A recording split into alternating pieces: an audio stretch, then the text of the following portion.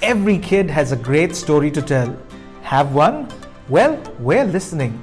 Send your best story to the New Indian Express's Bookworm Junior Summer Stories Contest, and you could just end up becoming an author over the summer.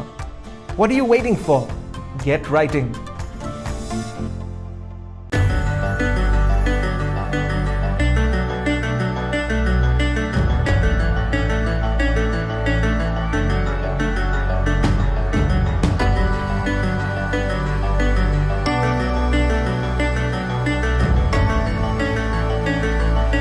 Hindustan Institute of Technology and Science. Take your first step toward a future in excellence.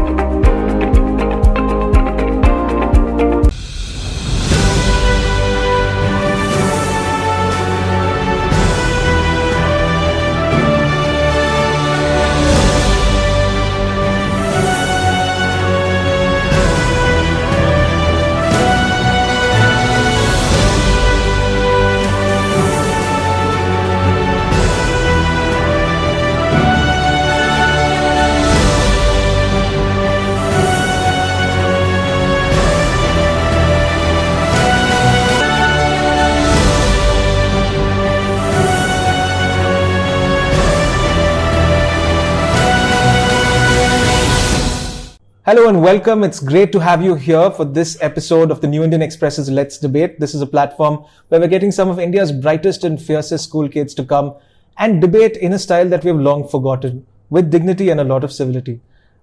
Today we have a full house and we're very happy to have some of the best and brightest kids, and we've had a great geographical spread and we're very excited to hear what they have to say. The topic of today's debate is, of course, India's youth are disconnected from our history, culture and politics because it isn't made attractive enough. This is a topic that's been in the news for a lot of reasons. The new education policy, of course, seeks to address it. And I hope we have a lot to hear from both sides, both those speaking for the motion and against the motion, and maybe get some new perspectives. I'm very happy to also have with us as judges. We have Manasi Chowdhury today with us. Manasi, of course, is the founder and CEO of Pink Legal, which is India's first and only and biggest website for women's rights, women's issues, women's legal issues. She's a huge women's rights campaigner, and we're super excited to have us with us to judge this debate for us. Thank you, Mansi, for joining us. Thank you, Daniel. It's my pleasure to be here. I look forward to today. And from within the New Indian Express group, I'm super excited to call upon my friend and my colleague Sudhir Srinivasan. He's our entertainment editor. He's the interviewer of the stars. He's 100% entertainment, 0% gossip. He's worked for the Times of India, he's worked with the Hindu. He's one of our most celebrated entertainment journalists. He's also working on a book. I don't know what the status of that book is, but I must ask him about this later. Thank you so much for being with us, Sudhir. Thank you so much, Daniel, for having me. All right. I really look forward to seeing what so many people here have to say about this topic. All right. That sounds like a good way to start. So, you guys know what your topic is. You know which side of the motion you're on. Let's get started. Ladies and gentlemen, to begin proceedings, let me now invite Shiva Ravishankar to speak for the motion. So, modern India has a rich history, as we know, because modern India, as we speak, it is from the time the British came to India. So, it is dominated by mostly one man, and that is the Mahatma. Gandhiji was preached, believed, and followed the ideals of truth and nonviolence. And while many people claim to be Gandhians, they do not follow his ideals. By wearing khadi, one does not become a Gandhian. And a common example are the numerous politicians who claim to be Gandhians but end up getting caught in some scandal or the other. Today, the term honest politician is considered an oxymoron. This is also because media focuses so much on the scandals and scams involving our corrupt lawmakers that they often never portray or show the few honest politicians out there. This is one major way where how the youth is disconnected from both politics and history of our nation. Then another one, culture. The term superstition is very widely used in India today. That is because there is no one to justify these statements and give us a reason as to why we follow them. Let's take an example. There's a very common belief and misconception that if a black cat crosses your path, it is considered bad luck. While most of you would have heard of this, I'm pretty sure very few of you know the actual reason behind this superstition. And if you do know, please tell me too, because I'm also very curious to know. Most of the youth in this country will not unquestionably follow whatever others say. We are the generation who demands reason. And if a scientific reason is given for these beliefs, then the gap between the youth and our culture will be filled. So another point I have is that people from the older generation, they have more stability and more regularity than the youth of this country. That we know because they were mostly a generation of study, get a job, and then start a family. And culture was instilled into their lives from daily visits to the temple to celebrating each festival according to their customs. But we, the youth, are very inconsistent compared to them because with social media platforms, we see how people earn money and spend them on their lifestyles.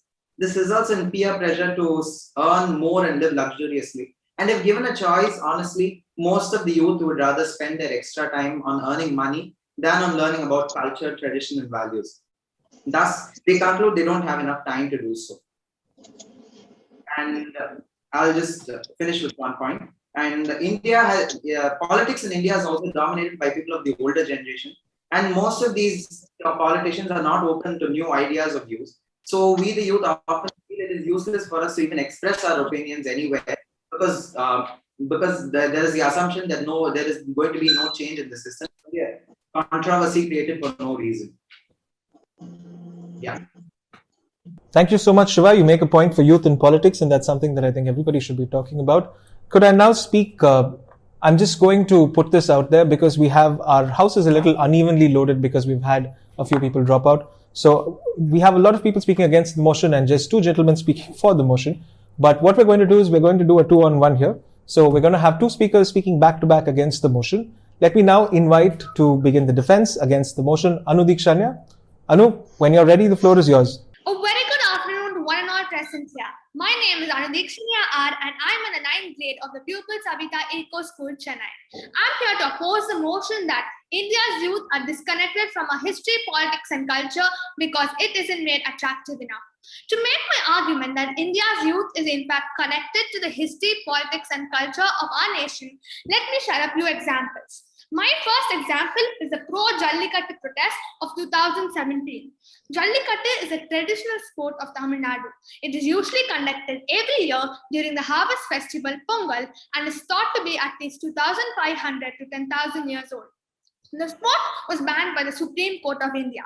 To oppose this ban, thousands of people from across Tamil Nadu, India, and across the world came together to protest peacefully. Ultimately, the Tamil Nadu government passed a bill to legalize Jallikattu within the state. There are two main reasons why this example is relevant to the topic at hand. First, a large majority of these protesters were young people such as college students and young IT professionals who made the choice to sacrifice their time, effort, and money to preserve this heritage in spite of facing great opposition. Rather than being disconnected from their culture, the youth of the nation were instead the greatest defenders of their culture and history and effected real political change. Second, although the protesters did not have a single leader or a particular political party to support them, they were still able to come together for a common cause due to social media. It was through platforms like Facebook that protesters could learn about the cause, spread the message to others, and organize themselves. Protesters were galvanized by songs like Takuru Takuru by the duo Hip Hop Tamila that use elements of the hip hop genre to defend the traditional Tamil sport. Rather than social media leading to the erasure of Indian culture, it has become a medium through which Indian culture could be preserved and celebrated. The 2017 pro-Jallikattu protests are not only the examples in recent history where young people played a significant role calling for political change. The youth of India and the clever use of social media also played a huge part in organizing and popularizing the 2011 anti-corruption movement led by Anna Hazare and the Nirbhaya movement, which drew worldwide attention to the prevalence of violence against women in India. The next example is the song Enjoy Enjame by Dee and Arival. The song became a global sensation and has over 100 million views on YouTube. While this tune is certainly catchy, the real genius of the song, the lyricist Arival, was inspired by the story of his grandmother, Valli Amma, who was a landless laborer.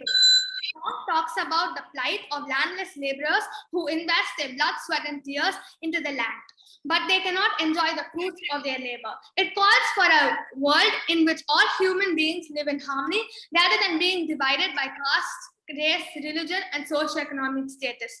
It also references the writings of the civil rights activist Dr. B.R. Ambedkar. The creation and popularity of songs such as Enjoy Enjame and the participation of young people in political movements shows that not only are the youth deeply invested in their culture and creation of a better India, we also are capable of finding new and innovative ways to make Indian politics, history, culture, and attractive and relevant to the present time.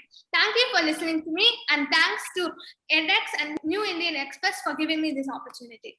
Thank you so much, Anu. I mean, that was as pop culture a debate speech as I can ever hear. In fact, when you brought Enjoy Enjami up, I had to know what the current numbers were at. I checked; it's 110 million right now, and that's just mind blowing. Sudhir, of course, has got a smile on his face. If you guys haven't heard the song, you should. We're all huge fans. May I also now call upon our next speaker to speak against the motion, Badra Suresh. Badra, if you're ready.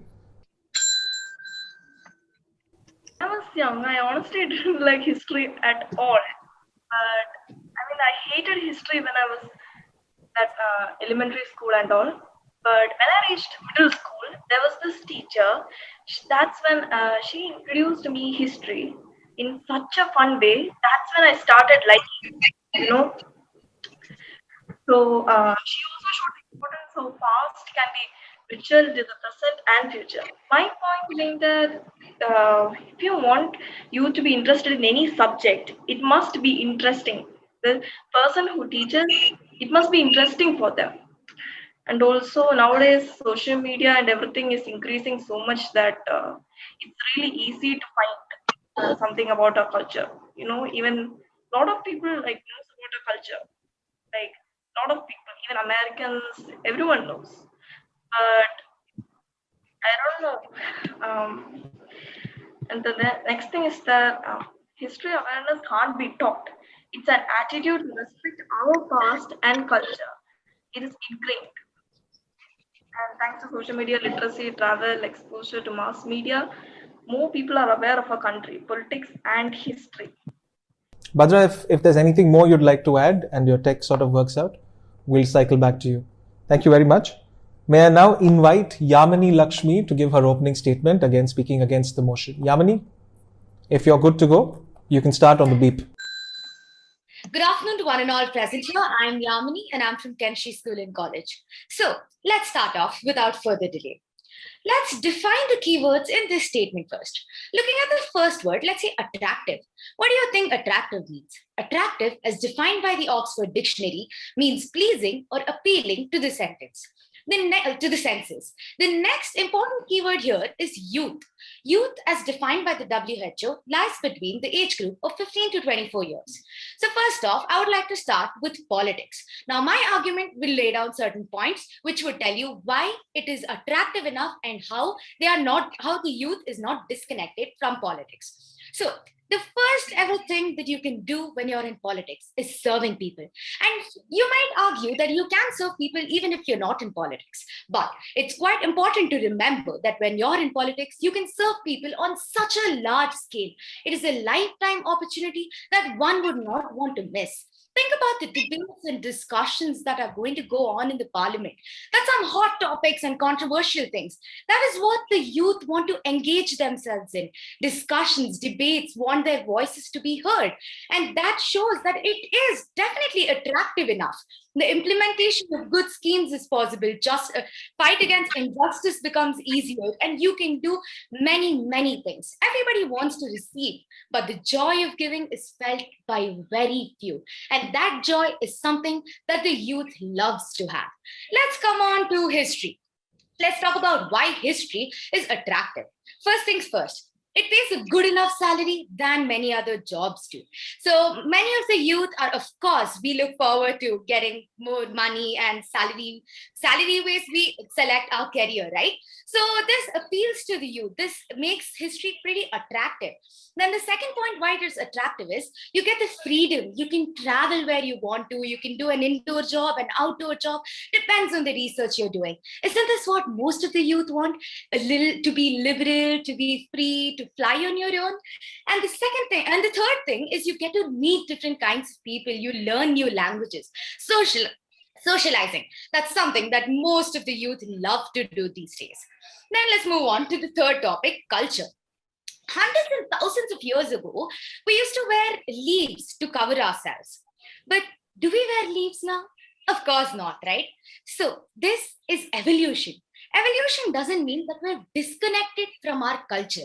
So what my point is here is that just because we are wearing jeans or shirt and pant now, it does not prove anything or it does not say anything that we are disconnected from our culture. Even in festivals today, I do wear my traditional clothes and I've seen 100 and other people who do follow their culture and traditions. Youth are quite attracted to the festivals and the culture of our country. Then let's talk about yet another example would be nuclear families. Before we used to live in joint families, but we do live in nuclear families. That increases your financial stability. It gives you some amount of independence. You're not accountable or responsible to anyone. Isn't this what the youth want? They are attracted to it. But the youth still go back and celebrate festivals with their families. This shows that they are connected and it is attractive enough to make them connected. Summing up all that I said, politics, history, and culture, they do have their pros and cons. But when you tend to look at the pros, you will definitely be able to overlook the cons. So I'm still standing strongly against the statement, India's youth are disconnected from our history, politics, and culture because it isn't made attractive enough. Thank you. Thank you so much, Yamini. You just you kindled the desire in me to go and find out how much history teachers make. Can I now, on that note, invite to speak for the motion? Can I invite Aryan Hota? Aryan, if you're good to go, when you hear the ding, you can get started. Thank you very much. A very good afternoon, esteemed members of the jury, dignitaries, and my fellow competitors. I am Aryan Hota from DAV Vedanta International School, Nanjigarh, Kalahandi, and I'm going to speak in the favor of the motion. And I firmly believe that India's youth are disconnected from its culture, history, and politics only because it is not attractive. It's a fact that what looks attractive captures the attention. In fact, to make something acceptable, you need to make it presentable.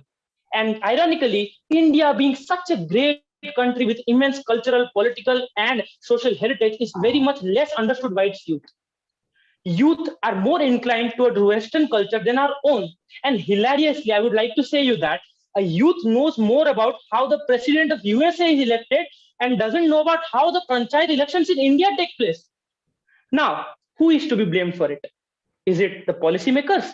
Is it the education policy? Or is it the youth? Well, in my opinion, I am sure that if the youth are oriented about the vastness and the greatness of our great land, they will surely be attracted towards it. If you want to establish a connection between two things, then you have to point out the similarity between these things. Then only they will get attracted towards it. And I am sure if things are presented in an interesting way, then youth are going to love it. They will pay more attention to it. Well, we all know, including me, I do not like history, and that's the truth. Because what we have been seeing from the childhood, our teacher comes, presents facts, tells us to write the question answers, we give the exam, and we forget about that. So how are things being made attractive? History is just a bookish knowledge. We are not being given something attractive or something interesting. Well, friends, if the youth do not get connected to the culture, politics, and history, then I'm sure it will lead to a disaster, and we all will be responsible for this. Today, the youth are more concerned with the Western culture. A youth knows more about McDonald's, KFC, Domino's than what Indian traditional culture is. Who is responsible for it? If some people are belonging to class 9 and reading in NCERT schools, then they would know that the first chapter in history is French Revolution. Then comes Russian Revolution, then comes Nazism, and in class 10, first chapter is the European Revolution.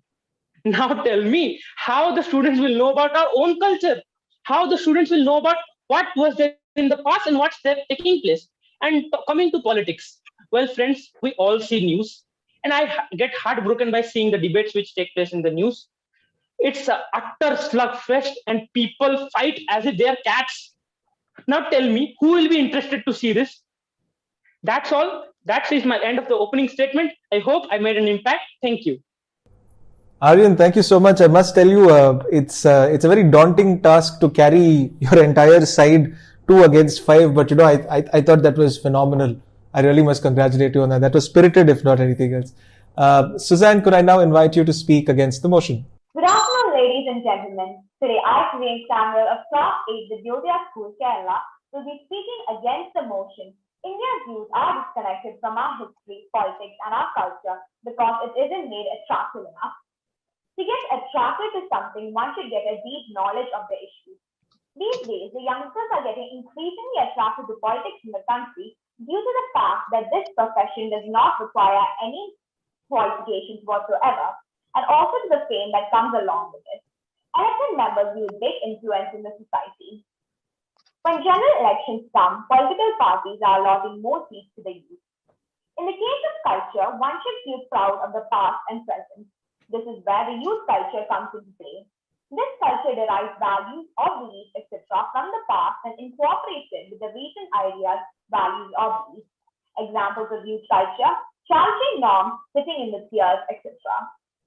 Due to the technology, these days, youth are able to get their hands on various pieces of information based on history, culture, and politics. In conclusion, the youth is the hope of our motherland, said Dr. Jose Rizal. Thank you so much, Suzanne. That was short but very sweetly argued. Could I now invite our last speaker, Samath Rishi? Samath is also speaking against the motion. Samath? A very good morning to the respected judges. My name is Samarth Rishi and I will be going against the motion which states that the youth of today are disconnected from our history, culture and politics because they do not find it attractive enough or it is not appealing to their minds. Since the very beginning, a child is educated about history, languages, festivals and traditions. The very first language a child learns is the mother tongue, spoken by the mother's mother and so on. Is this not the language of the child's ancestors? Principles and morals are passed down to each generation, lessons of great importance. The child celebrates festivals every year important to their culture. This is only the cultural growth at home. We start our history from 3rd class. From 4th class, right up till 8th class, we learn straight from the modern empire to the time of independence.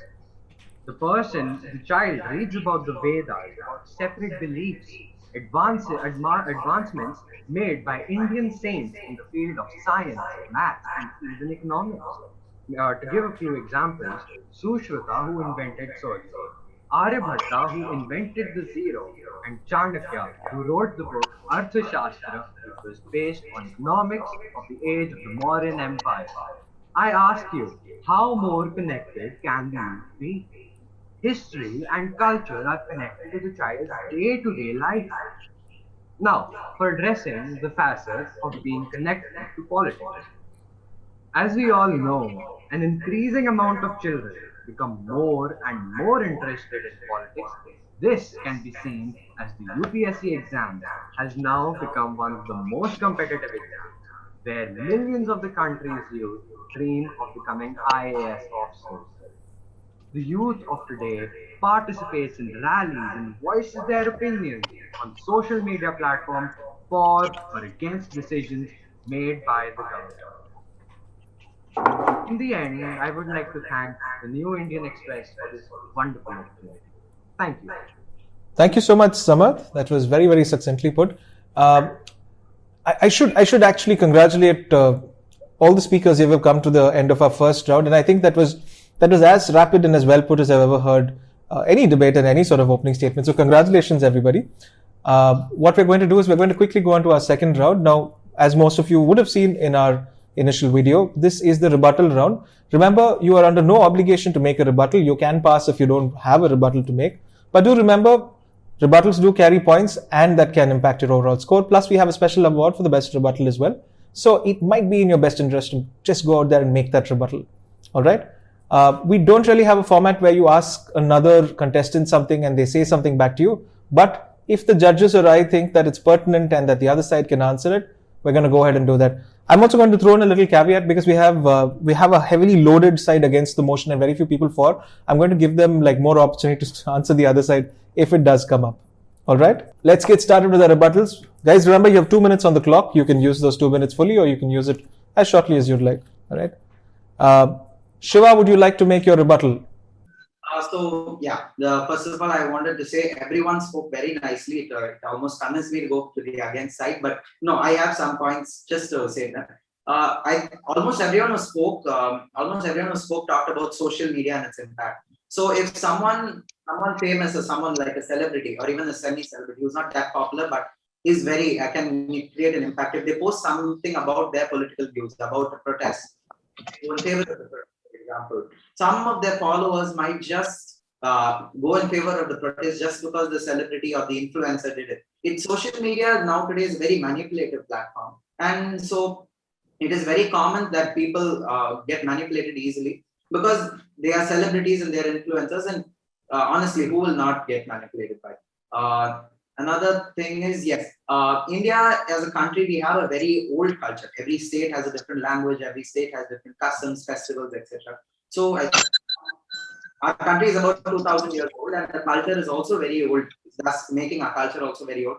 So if the culture is updated a little bit more, if we adapt the culture to our times, then it will be better so that the young people, the youth of the people from our generation will be able to follow the culture if it is adapted to these times. Thank you. Thank you so much. Thank you, Shiva. Anu, would you like to make a rebuttal? Yeah. A very good afternoon to one and all present here. I'm here to rebut the opposition side. So first, I think the opposition had a fundamental misunderstanding of what it means to be connected or disconnected from Indian culture.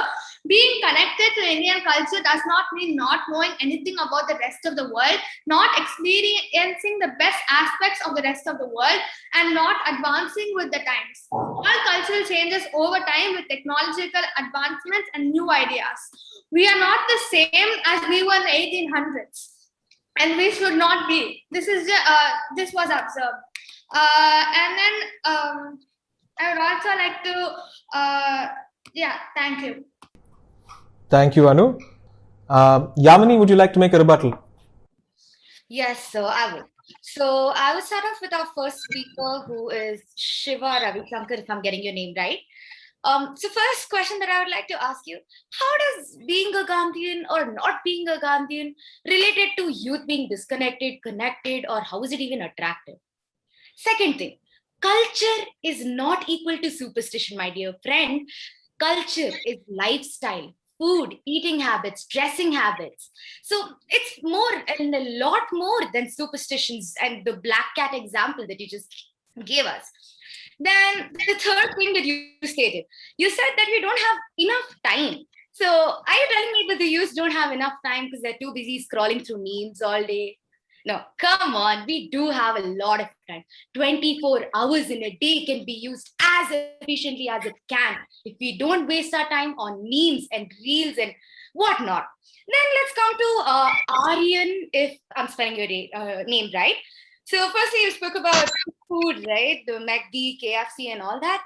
Again, I'm re-emphasizing on my point. Evolution does not mean disconnection. Hundreds and thousands of years ago, let's go back to what I said. We were eating raw food. We were killing animals and just eating them just like that. Now many people eat vegetables, fruits and whatnot. So here we're evolving. We're not disconnected from our culture. And you said that in 9th standard, we learn about Nazism and French Revolution. By the way, you skipped 5th, 6th, where we learn about Mughal Empire, about the Mauryans, as my worthy teammate also stated right here.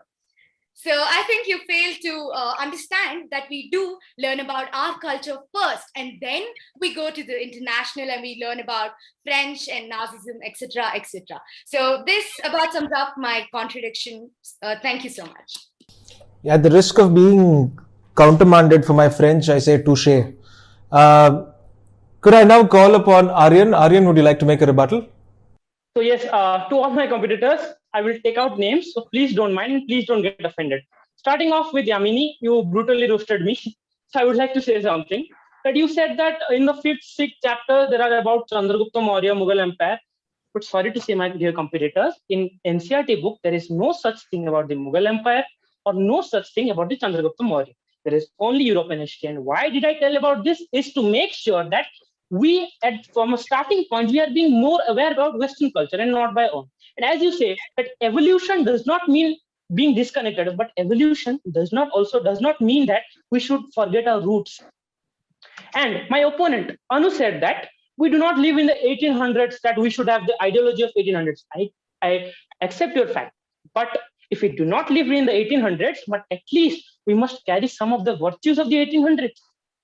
Where are these virtues now? Everyone is busy in their own things. As she told about Jallikattu, I absolutely agree that youth have a big role in social media. But at the same time, those youths are also responsible for anti-social activities in our country, which they spread through their propaganda, through YouTube, through Facebook, and through Twitter.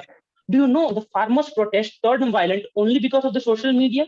What would you like to say about it? And moving on to Samarth, he told that a child celebrates festivals from his childhood and thus he remains connected with his culture. But my dear friends, a child celebrates the festivals without even knowing what is the motto behind the festival. We celebrate Holi to play with colors, but we do not know what is Holika Dahan. So where is the culture? Where is the tradition? That's all. Thank you. Suzanne, would you like to make a rebuttal? No, sir. All right, thank you. Samarth, I know that you have something to say, so go ahead. I do. First of all, I would like to go to Aryan, and I would like to, first of all, I love your t-shirt, by the way, big fan. And first, I would like to re-emphasize the point that I believe Yamini had. Aryan, you said that we start reading about the French Revolution in the ninth. But Aryan, I actually remember sleepless nights I had learning about the Battle of Panipat and whatnot in 7th. And that is not all. We started history in 3rd, right from 4th till 5th, 6th, 7th, and 8th. We first learn about India and then we learn about international history. And then if you choose it as a subject, in 11th and 12th, you do it all over again, including international and Indian history. And now I would like to ask Yamini a question. Yamini, you said that the youth of today is attracted by how the salary that one gets, and you said that the salary of a history teacher is pretty good. But if you compare that with the jobs such as engineering and the ones you will get with technical streams, it is pretty less. So then, how is that more attractive? How would you justify it being more attractive? I'm done. Thank you so much. Thank you. All right, super. So, Yamini, you wanted to say something. Go ahead. Yes, sir.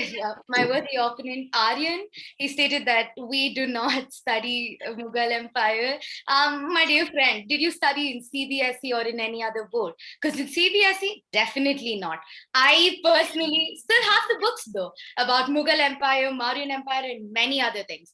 And answering to the question that my worthy teammate, Samarth, if I get your name right, has asked me, so I would like to tell you that, see, first things first, you contradicted your own self by saying that. And second thing, what I would like to say is definitely there are many other technical streams. But then if you go on comparing like that a doctor gets more than a lawyer gets more than a doctor, then see, we're failing the reason of getting a job here. Of course, we are money-minded, but what I'm saying is when you go in history, your passion gives you money. So in some places, I could take a few examples, but preferably not.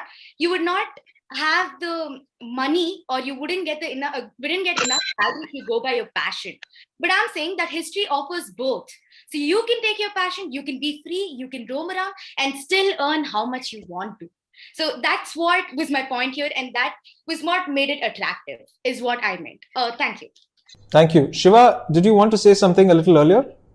So Yamini asked me a few questions. I just want to give my answers to them. So she asked why being a Gandhian influences our history or our culture or our views on politics. So I want to say that politicians who use the name Gandhian, Gandhiji is the father of our nation. So they are insulting the father of our nation by saying they are claiming they're Gandhians and tainting our history in a way, saying they're Gandhians and not following his ideals. If they claim to be Gandhians, they have to follow his ideals, which is wrong. Then the next point she said culture is not equal to superstition. Yes, culture is not equal to superstition. My statement was superstition is a widely used term today. I did not. Culture includes superstition, but culture is not only superstition. Culture has many more aspects, as she said. Thank you so much, Shiva. Would anybody else like to make one final statement? I'm going to allow one speaker to go. Okay, Anu, 30 seconds. Yeah, okay. I would like to say that history, politics, and culture are not static. They change as time goes, as new technologies become available and new ideas start to spread. Our culture, history, and politics began to evolve. We change with them. However, this does not mean that the change is a bad thing and young people are disconnected from their past. Rather, it means that young people understand, reimagine, and express culture in innovative and new, attractive ways while still being inspired by historical figures, leading into meaningful political progression and celebrating Indian culture. Thank you. All right, thank you. Samarth, 30 seconds. Thank you so much. So I already responded to Aryan. I would like to finally respond to Yamini. Yamini, you said that I contradicted myself. I would actually say that I contradicted your perspective. My perspective towards us being connected to history was clearly more different, and it still stands strong. And the next thing you said that it also depends upon passion. That would be you contradicting yourself in a way, because you said that salary attracts the people towards it. So yeah, the passion was clearly out of the question. I think I'm done. Thank you so much. Thank you. And within that bundle of contradictions, I'm going to give the absolute last word to Aryan. Aryan, absolute last word, 30 seconds. Yes, sir, absolute last word. And I would like to say to Yamini that, as she told that some people have passion for history and they want to travel the world. Well, my dear friend, not everyone has a passion for his higher income in their life. Some want to live a good lifestyle. So that's all from my side. And I would like to say one point, that memes are not useless. Memes are a bit good when you extract information from it. We get a lot of information about what happens in this world, but the global news from the memes. So that's all. Memes are also a hot business opportunity, I'm told, these days. In fact, it's a very lucrative business opportunity. Yeah. Thank you very much, guys. I think you all should give a huge big hand. I'm going to give you guys a huge hand because that was kick-ass. That was really, really good stuff. That was fairy towards the end. I think Sudhir and Manasi will agree with me. Okay, so that brings us to the end of the rebuttals and the debate as it is. Manasi, would you like to say a few words to all our debaters about how they did? Sure. Good evening, everybody. It was my pleasure to be here today and to watch all of you put across your points in such a fine and persuasive manner. So I was really happy to see that the youth of today are so actually involved in debating and in putting across their arguments. I think it was quite a close call to decide among the three categories that we're rewarding today. And in the end, all of you spoke really well. You'll put in your best. So even if you don't make it, always remember that this is just a beginning, and it's one of the journeys that you will take in life. And to give maybe a point or two about, just an advice that I would give on debating or arguing. The most important point I would say is probably structuring your argument. I think that really helps. So in the beginning of your argument, if you have an introduction, a body, and a conclusion, then the judges or whoever is listening to your points will know exactly what to look for, and you'll be able to highlight it for them. And the second advice I would like to give you is always know your audience and who you are speaking with, and whatever content that you put across, make it relevant to that audience so that they can relate to it and understand what you are putting forward. And I think a lot of you did a very good job at that as well, by bringing in pop culture references, by bringing in references to your current curriculums, etc. So all the very best, and it was a great pleasure being here. Thank you so much, Mansi. Sudhir, would you like to say a few words to our young debaters? First, I want to tell you all that I'm very jealous of a lot of you for how confident and expressive you guys are at your age. I wish I was that when I was, your age. And what also filled me with a lot of warmth is how many of you are, expressively intently listening to others speak about the same topic. More than your expressions about this topic, it filled me with a lot of warmth to see you all paying a lot of attention to the others, even when they were disagreeing with you, even when they were picking you by name and sort of disarming you. That felt like real listening to me, not just waiting for your opportunity to speak. And of course, it's a relief to have people speak without others yelling over them, as we see in prime time television today. And I think the topic that was given to you guys also, it's particularly important because the powers that be do seem to try and keep youngsters out of all these important discourses, while of course shaping a world that you will be spending most of your life in. So if a lot of youngsters don't really care, we do, I think, need to try and understand and get to the bottom of it. And why subjects like history and politics are generally thought to be quite boring by a lot of you, and why they're viewed as subjects in which to simply get marks. So yeah, I mean, I totally enjoyed listening to all of you speak, and regardless of whether you win or lose, or whether you come first or second or you don't, just remember that the fact that you put yourselves out there in an exercise like this means I think you've done well. That it's important that you took part. And yes, do pay attention to Yamini's advice. I think she had quite a few useful things to tell you guys. And if I had to add one more thing, I would just say that it's fine to have written material, but you probably want to try and familiarize yourself with your written material to such an extent that it doesn't seem like you're reading off it. You know what I'm saying? You probably want to keep looking at it once in a while, but you really want to look at your audience in the eye and try and address them, which is difficult, of course, because none of us are face to face, but you know what I mean. And at a time when the world is increasingly forgetting that civil dialogue is the way to make progress and cause meaningful change, it's crucial that everyone, including youngsters like yourselves, realize the importance of this. And I don't know what they tell you at schools and colleges, but don't stop talking. Don't stop talking. Fabulous last words. Thank you so much, Sudhir. So, Manasi or Sudhir, who's going to be making the announcements? Are you guys doing it together, one at a time? So, the finest point category goes to Anu. And the reason for that is we loved her references to, current pop culture, as well as the Jallikattu example. I think that really struck a chord. So, congratulations, Anu. Congratulations, Anu. You get a 1,000 rupee voucher from our gift partner, Link Pens. I hope you like pens and pencils and lots of stationery. Enjoy yourself with that when it comes at you. Right. So the second category, if I'm not wrong, is Counter-Strike, right? Where you sort of pick up on the other people's arguments and you mount your defense or attack of these points. And we thought that Yamini Lakshmi did a fantastic job of it. And I noticed that she's probably the youngest among all of you, if I'm not wrong. I'm not sure, sir. I'm in 10th grade. Oh, you are? Okay. Right. But regardless, I thought, because you started off with your whole defense and you mentioned a lot of people by names and and you mentioned their points and, really took them to task. We really liked what you did with that. So thanks a lot, sir. Thank you. Congratulations, Yamini. You also get a 1,000 rupee voucher from Link Pens. We hope you enjoy it. Thank you, sir. Thank you. And finally, the last but not the least is the lighter side.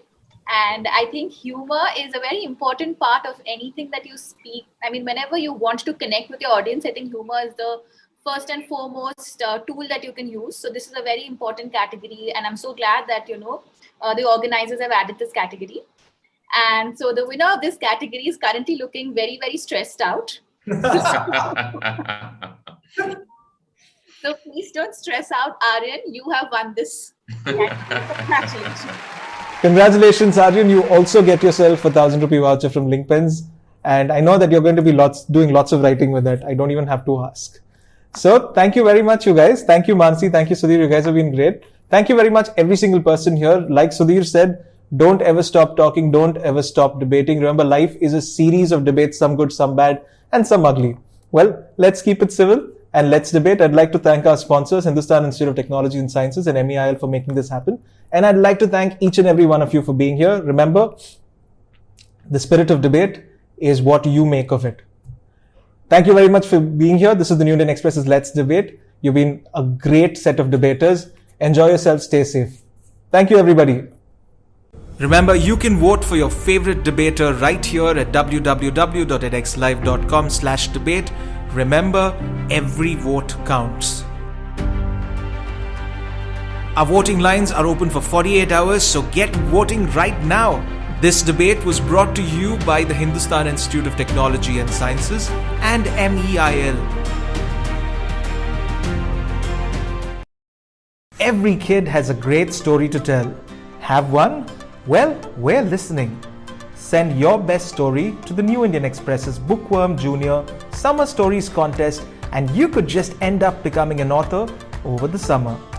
What are you waiting for? Get writing.